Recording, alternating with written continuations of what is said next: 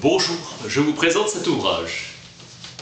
Michel Foucault, Histoire de la sexualité, tome 1, La volonté de savoir. La sexualité est soigneusement renfermée. La famille conjugale la confisque, bourgeoisie victorienne, et l'absorbe tout entière dans le sérieux de la fonction à reproduire. Autour du sexe, on se tait. Le couple légitime et procréateur fait la loi et s'impose comme modèle, norme. Il détient la vérité. Le stérile vire à l'anormal. Hypocrisie de nos sociétés bourgeoises, la sexualité illégitime sera tolérée par la prostituée et le psychanalyste. Le plaisir qui ne se dit pas, les plaisirs et les gestes autorisés sont en sourdine. Né l'âge de la répression au XVIIe siècle, et cela coïncide avec le développement du capitalisme. Si le sexe est réprimé avec tant de rigueur, c'est qu'il est incompatible avec une mise au travail générale et intensive. À l'époque où on exploite systématiquement la force de travail, on ne peut tolérer qu'elle aille s'égayer dans les plaisirs, sauf ceux au minimum pour se reproduire. Si le sexe est réprimé, voué à la prohibition, à l'inexistence et au mutisme, et le seul fait d'en parler prend une allure de transgression délibérée. Il est hors pouvoir, bouscule la loi et anticipe la liberté future. Il brave l'ordre établi.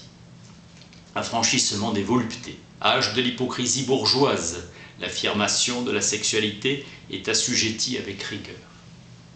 On a associé le sexe et le péché, répression ancrée par des racines et des raisons solides. La pudeur moderne évoque le sexe avec censure.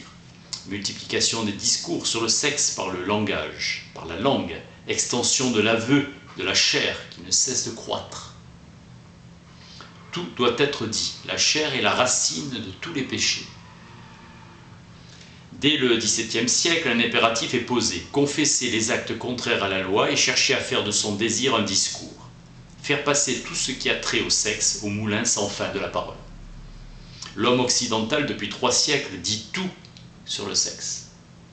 Toujours davantage de discours sur le sexe, parler du sexe. Les analyses sociales étudient les taux de natalité, l'âge du mariage, les naissances légitimes ou illégitimes, la précocité, la fréquence des rapports sexuels, et cela dès le XVIIIe siècle. La société affirme que son avenir est lié à la vertu des citoyens et à la manière dont chacun fait usage de son sexe, objet d'analyse. Née l'analyse des conduites sexuelles, entre l'État et l'individu, le sexe est devenu un enjeu. La médecine étudie par les maladies de nerfs, puis la psychiatrie cherche l'excès ou l'insatisfaction et les perversions sexuelles. Toujours l'incitation à en parler. Le sexe est devenu quelque chose à dire exhaustivement. Confidence subtile ou interrogatoire autoritaire, le sexe raffiné ou rustique doit être dit. Partout des dispositifs à entendre et à enregistrer, partout des procédures à observer, interroger, formuler. Faire de sa sexualité un discours permanent. Large dispersion, des appareils inventés pour en parler, pour en faire parler, pour transcrire ce qui en dit. Ce qui est propre aux sociétés modernes, ce n'est pas qu'elles aient voué le sexe à rester dans l'ombre, c'est qu'elles se soient vouées à en parler toujours en le faisant valoir comme le secret. Cette mise en discours du sexe est ordonnée à la tâche de chasser de la réalité les formes de sexualité qui ne sont pas soumises à l'économie stricte de la reproduction, dire non aux activités infécondes. Bannir les plaisirs, réduire ou exclure les pratiques qui n'ont pas pour fin la génération. On a multiplié les condamnations judiciaires des petites perversions. On a annexé l'irrégularité sexuelle à la maladie mentale. On a défini une norme sexuelle et caractérisé avec soin toutes les déviances, cure médicale. Assurer le peuplement et reproduire la force de travail, reconduire la forme des rapports sociaux. Aménager une sexualité économiquement utile, capitaliste et politiquement conservatrice. Notre époque a été initiatrice d'hétérogénéité sexuelle. La pratique sexuelle est régie par le droit canonique, la pastorale chrétienne et la loi civile partageant le licite et l'illicite. Tout centré sur les relations matrimoniales, le devoir conjugal, la capacité à le remplir, les violences qui l'accompagnaient. Le sexe des conjoints était obsédé de règles et de recommandations. La relation de mariage était le foyer le plus intense des contraintes. L'alliance légitime, mouvement centrifuge de la monogamie hétérosexuelle. Le couple légitime avec sa sexualité régulière a droit à plus de discrétion, norme. On interroge la sexualité des enfants, des fous, des criminels. Le plaisir de ceux qui n'aiment pas l'autre sexe, les rêveries, les obsessions, les manies, contre nature. Un monde de la perversion se dessine, cousinage des anciens libertins. Sévérité des instances de contrôle, vieille prohibition d'alliances consanguines, condamnation de l'adultère et pourchasse des habitudes solitaires des enfants, dispositif de barrage.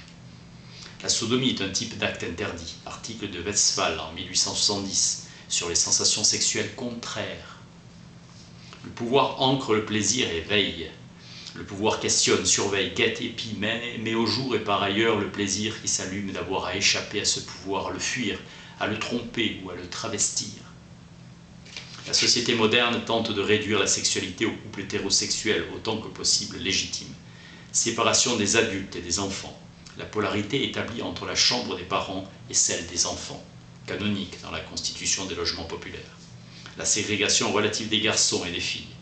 Les dangers supposés de la masturbation. La société bourgeoise est une société de la perversion éclatante.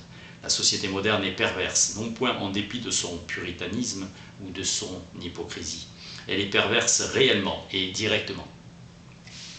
Isolement des sexualités périphériques, que les relations du pouvoir au sexe et au plaisir se ramifient et pénètrent les conduites. Ces sexualités régionales donnent au pouvoir une surface d'intervention, profit économique.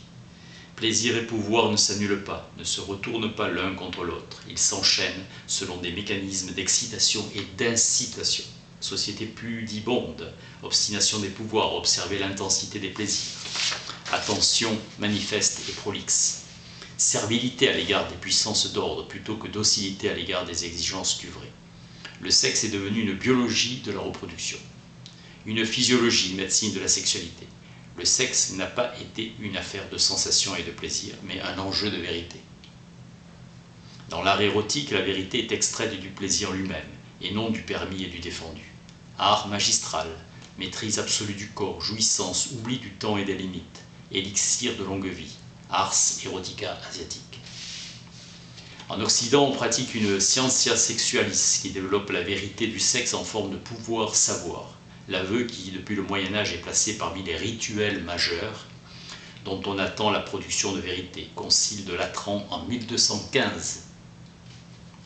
Mise en place des tribunaux d'inquisition qui contribuent à donner l'aveu, un rôle central dans l'ordre des pouvoirs civils et religieux. Passer à l'aveu, reconnaissance par quelqu'un de ses propres actions ou pensées. L'aveu est devenu en Occident valorisé pour produire le vrai. Nous sommes devenus une société singulièrement avouante.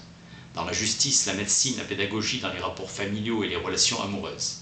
On avoue ses crimes, ses péchés, ses pensées, ses désirs, son passé, ses rêves, son enfance, ses maladies et ses misères. On s'emploie avec la plus grande exactitude à dire ce qu'il y a de plus difficile à dire. On avoue en public et en privé. La torture l'accompagne quand il n'est pas spontané. Déjà, le droit grec avait couplé pour les esclaves la torture à l'aveu. Besoin de confession. L'homme en Occident est devenu une bête d'aveu. De là une métamorphose dans la littérature, d'un plaisir de raconter et d'entendre des récits merveilleux. Vérité que l'aveu fait miroiter, la censure et la ruse interne de l'aveu. Depuis la pénitence chrétienne, le sexe est matière privilégiée de confession, mise en discours du sexe. L'aveu est un rituel qui se déploie dans un rapport de pouvoir. L'instance qui requiert l'aveu, l'impose, l'apprécie et intervient pour juger, punir, pardonner, consoler, réconcilier. L'instance de domination n'est plus du côté de celui qui parle, mais de celui qui écoute et se tait. L'aveu est la matrice générale qui régit la production du discours varié sur le sexe. Il ne s'agit plus seulement de dire ce qui a été fait, l'acte sexuel et comment, mais de restituer les pensées, les obsessions qui l'accompagnent et les désirs qui l'habitent. Pour la première fois, une société se penche pour entendre la confidence des plaisirs individuels. Les sociétés occidentales ont commencé à tenir le registre indéfini de leurs plaisirs, herbier et classification. Discours de vérité, une science aveu, une science qui prenait appui sur les rituels de l'aveu et sur ses contenus avec extorsion multiple et insistante, et se donnait pour objet l'inavouable avoué, scandale. Articulation de la production de la vérité selon le vieux modèle juridico-religieux de l'aveu, avec extorsion de la confidence. Codification clinique du faire-parler, combinant la confession avec l'examen, le récit de soi-même, l'interrogatoire, l'hypnose et les associations libres. devoir tout dire, postulat d'une causalité générale. Principe selon lequel le sexe est cause de tout et de n'importe quoi. Le fonctionnement du sexe est obscur et le XIXe siècle a déplacé l'aveu du sujet sur non pas ce qu'il voudrait cacher, mais sur ce qui lui est caché à lui-même.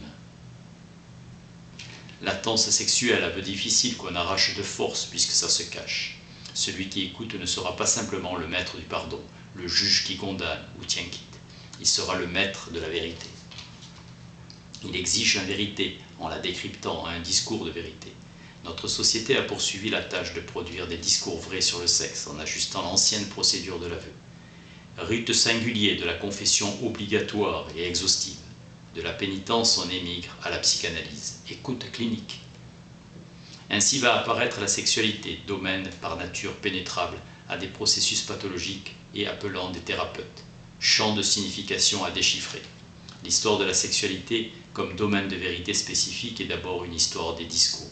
La société n'a pas opposé au sexe un refus, mais a mis en œuvre un appareil pour produire sur lui des discours vrais, contraignant chacun à en parler et entrepris de formuler la vérité réglée.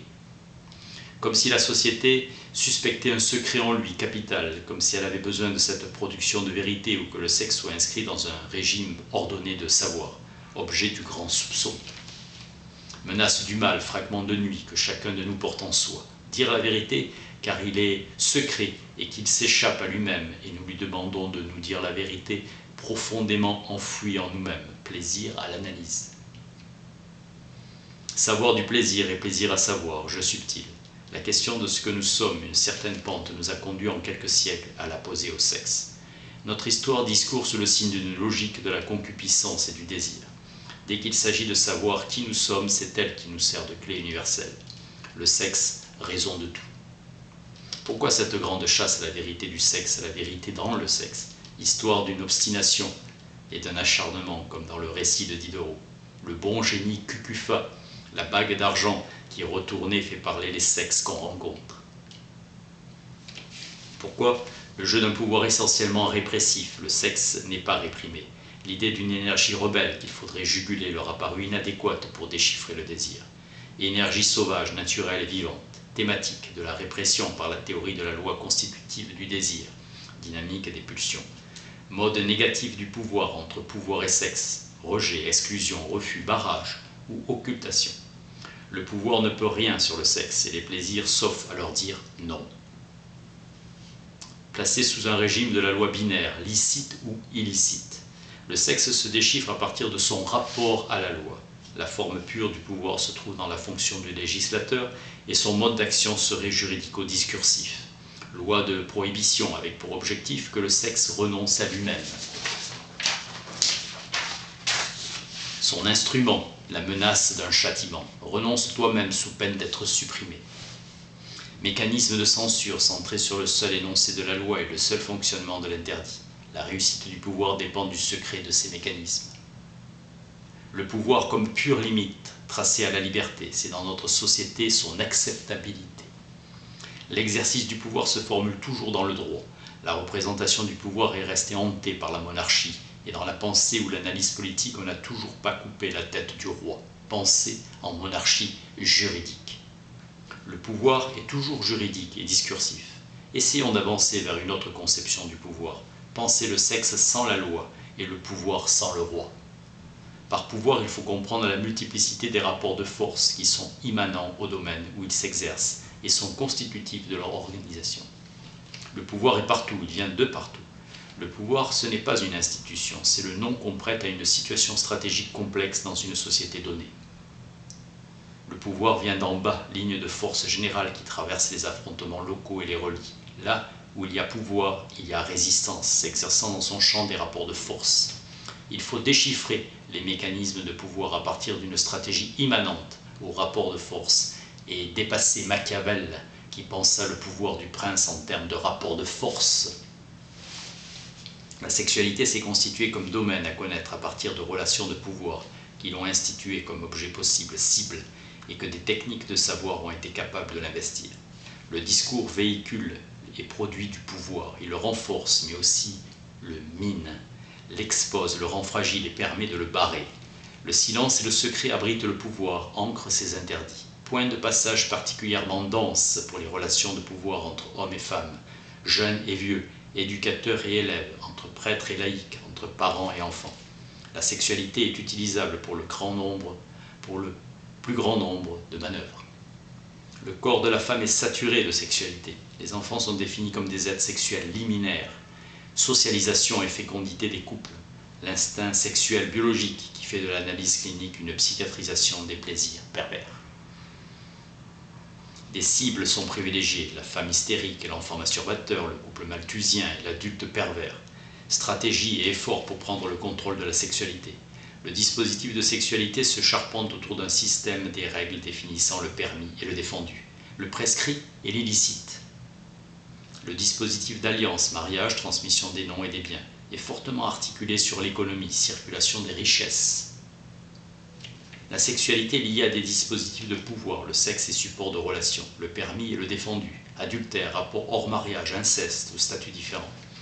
La famille est l'échangeur de la sexualité et de l'alliance. La famille est devenue un lien obligatoire d'affect, de sentiment, d'amour. La sexualité a pour point privilégié l'éclosion de la famille. La famille est le foyer le plus actif de la sexualité et c'est pour cette raison que naissent les relations incestueuses. Les parents, les conjoints deviennent dans la famille les principaux agents d'un dispositif de sexualité qui à l'extérieur s'appuie sur les médecins, les pédagogues, les psychiatres. Apparaît le mari impuissant, l'homosexuel, le sadique, le pervers, l'épouse frigide. Une demande incessante est née alors de la famille, avec une contribution extérieure vers tous les experts possibles. La famille est l'élément tactique le plus précieux. Dans cet espace de jeu, la psychanalyse est venue se loger. Charcot dit qu'une jeune fille hystérique met une demi-heure seule à commencer à pleurer sa mère. Pour les garçons, il faut les séparer des deux parents qui lui sont insupportables. Le dispositif de sexualité s'est formé à partir de la chair chrétienne et s'est développé par la sexualisation de l'enfant, l'hystérisation de la femme, la spécification des pervers et la régulation des populations. Ces stratégies passent par la famille, non pas puissance d'interdiction, mais facteur capital de sexualisation. C'est la nécessité de constituer une force de travail, pas d'énergie gaspillée, toutes les forces rabattues sur le seul travail. Pas aller s'amuser avec le sexe, c'est assurer sa reproduction, conjugalité, fabrication réglée d'enfants. Il s'agit de la production de la sexualité et non de la répression du sexe. Pas de sexualité réprimée pour des raisons économiques. Au XVIIe siècle, naissance des grandes prohibitions et valorisation de la sexualité adulte et matrimoniale, pudeur du langage et du corps. Au XXe siècle, on passe de l'interdit sexuel à une tolérance relative à l'égard des relations prénuptiales ou extramatrimoniales. La disqualification des pervers s'atténue.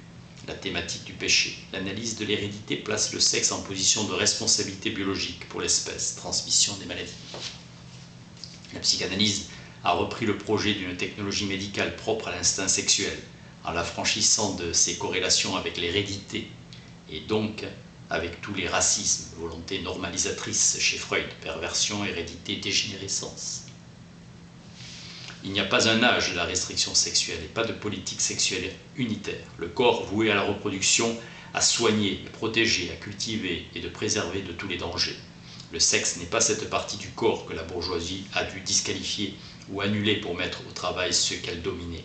Il est cet élément d'elle-même qui l'a plus ou moins de tout autre inquiété, préoccupé, qui a sollicité et obtenu ses soins et qu'elle a cultivé avec frayeur et curiosité, pouvoir mystérieux et indéfini. Se donner une descendance, une race. Le sang de la bourgeoisie fut le sexe. Le souci généalogique est devenu préoccupation de l'hérédité. Dans les mariages, on a pris en compte les impératifs économiques et les règles d'homogénéité sociale. Transposition bourgeoise des thèmes de la noblesse à des fins d'affirmation de soi-même. Organisation d'un dispositif de la sexualité. Une des formes primordiales de la conscience de classe, c'est l'affirmation du corps. La bourgeoisie a converti le sang bleu des nobles en un organisme bien portant et en une sexualité saine, et elle a mis longtemps et opposé tant de réticence à reconnaître un corps et un sexe aux autres classes qu'elle exploitait, condition de vie faite au prolétariat. Il y a une sexualité bourgeoise et de classe. La sexualité est originairement et historiquement bourgeoise. L'aveu était une injonction à lever le refoulement. La répression se rattache au mécanisme de domination et d'exploitation. Dans la famille romaine, le père pouvait retirer la vie à ses enfants comme il leur avait donné, aux esclaves aussi. patria potestas. Ainsi se fera le droit de vie et de mort du souverain vers ses sujets, droit de faire mourir ou de laisser vivre, symbolique du glaive. Les guerres ne se font plus au nom du souverain, mais elles se font au nom de l'existence de tous. On dresse des populations entières à s'entretuer réciproquement au nom de la nécessité pour elles de vivre. Pouvoir tuer pour pouvoir vivre. Le pouvoir s'exerce au niveau de la vie, de l'espèce et de la race. Avec la peine de mort, au vieux droit de faire mourir ou de laisser vivre, c'est substituer un pouvoir de faire vivre ou de rejeter dans la mort. Disqualification de la mort que marque la désuétude récente des rituels qui l'accompagnaient. On se détourne de la mort dans nos sociétés, c'est sur la vie maintenant, et tout au long de son déroulement que le pouvoir établit ses prises. La mort en est la limite, le moment qui échappe, point secret de l'existence, le plus privé. Le pouvoir politique se donne pour tâche de gérer la vie. Le corps comme machine par son dressage et l'extorsion de ses forces. Le corps, espèce mécanique du vivant et servant de support au processus biologique, naissance, durée de vie, santé, longévité. Gestion calculatrice de la vie. Le pouvoir s'articule autour du dispositif de la sexualité, élément indispensable au développement du capitalisme. Le développement des grands appareils d'État comme institutions de pouvoir, famille, armée, police, école, médecine, administration. L'homme moderne est un animal dans la politique duquel sa vie d'être vivant est en question, spécificité du vivant. Prolifération des techniques qui vont investir le corps, technologie, la santé, les façons de se nourrir et de se loger, les conditions de vie, l'espace tout entier de l'existence. Importance croissante prise par le jeu de la norme aux dépens du système juridique de la loi. L'arme de la loi, c'est la mort, ultime recours et menace absolue. La loi se réfère toujours au glaive. Le pouvoir a pour tâche de prendre la vie en charge et aura besoin de mécanismes continus, régulateurs et correctifs. Distribuer le vivant dans un domaine de valeur et d'utilité, séparant les sujets obéissants des ennemis du souverain. La loi fonctionne comme une norme. L'objectif, c'est la vie, entendue comme besoins fondamentaux, essence concrète de l'homme, accomplissement de ses virtualités, plénitude du possible, processus de lutte, peu importe s'il s'agit d'utopie. La vie a retourné contre le système qu'il entreprenait de la contrôler. C'est la vie beaucoup plus que le droit qui est devenu alors l'enjeu des luttes politiques. Le droit à la vie, au corps, à la santé, au bonheur et à la satisfaction des besoins au-delà des oppressions ou des aliénations. On peut comprendre l'importance prise par le sexe comme enjeu politique, discipline du corps et régulation des populations. Le sexe est axé à la fois à la vie du corps et à la vie de l'espèce, matrice des disciplines et principe des régulations, et donc la sexualité est poursuivie jusque dans le plus petit détail des existences. Traquée dans les conduites et pourchassée dans les rêves, on la suspecte dans les moindres folies et on la poursuit jusqu'aux premières années de l'enfance. Thème d'opérations politiques et d'intervention économique, incitation ou frein de la procréation. Campagne idéologique de moralisation, de responsabilisation, le sexe devient une cible centrale pour un pouvoir qui s'organise autour de la gestion de la vie. Le sang constitue une valeur essentielle des mécanismes du pouvoir. Les mécanismes du pouvoir s'adressent au corps, à la vie et à ce qui la fait proliférer. Le sexe est devenu plus important que notre âme et presque que notre vie. Tout est sexe, disait Kate dans Le Serpent à plumes. On évoque les procédés par lesquels le christianisme nous a fait détester le corps, mais songeons aux ruses. On nous a fait aimer le sexe et rendu désirable de le connaître et précieux tout ce qui s'en dit. Habilité à en connaître la vérité, ce sont les ruses de la sexualité et du pouvoir qui en soutiennent le dispositif. Austère monarchie du sexe qui nous soumet et nous voue à la tâche de forcer et d'extorquer nos aveux, les plus vraies libérations.